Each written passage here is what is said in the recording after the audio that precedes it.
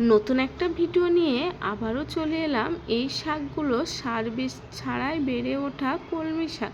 দেখুন কতটা সুন্দর, আমাদের পাশের জমিতেই হয়েছিল, সেখান থেকে তুলে নিয়ে আসা হয়েছে।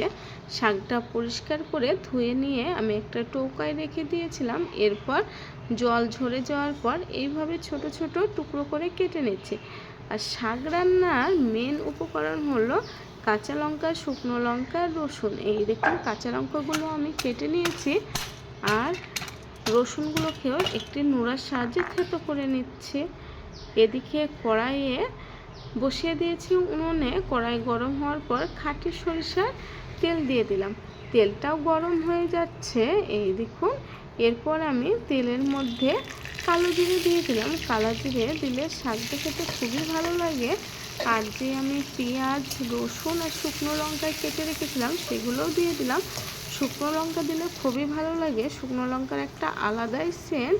এগুলো হালকা ভাজা ভাজা হলে এর মধ্যে আমি কলমির শাক কাটাটা দিয়ে দেবো।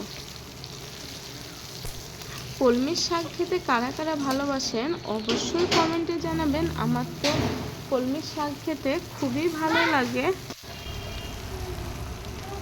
এর মধ্যে আমি অল্প করে মসুর ডাল দিয়ে দিলাম। মসুর ডাল দিয়ে দিলে কলমির শাক ভাজা খেতে খুবই ভালো লাগে।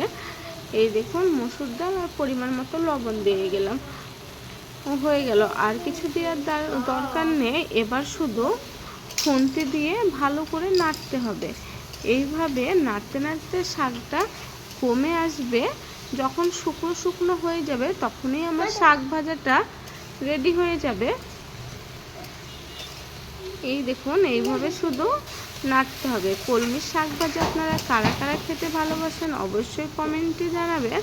আর কোন শাক আপনাদের সব থেকে বেশি ভালো লাগে সেটাও কমেন্টে জানাবেন। আমার তো সব থেকে বেশি ভালো লাগে কলমির শাক।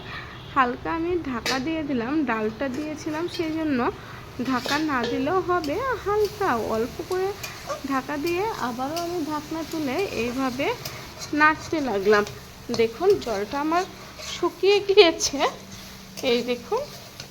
এবার আমার কলমি শাক ভাজা রেডি হয়ে গিয়েছে। এবার আমি নামিয়ে ফেলবো। ভিডিওটা কেমন লাগলো অবশ্যই কমেন্টে জানাবেন। আর কে কোথায় থেকে দেখছেন সেটাও কমেন্টে জানিয়ে দেবেন।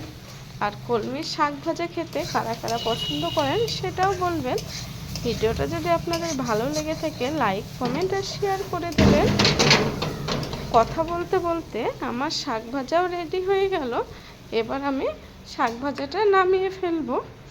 গরম ভাতের সাথে খেতে খুবই ভালো লাগে, সেই স্বাদ।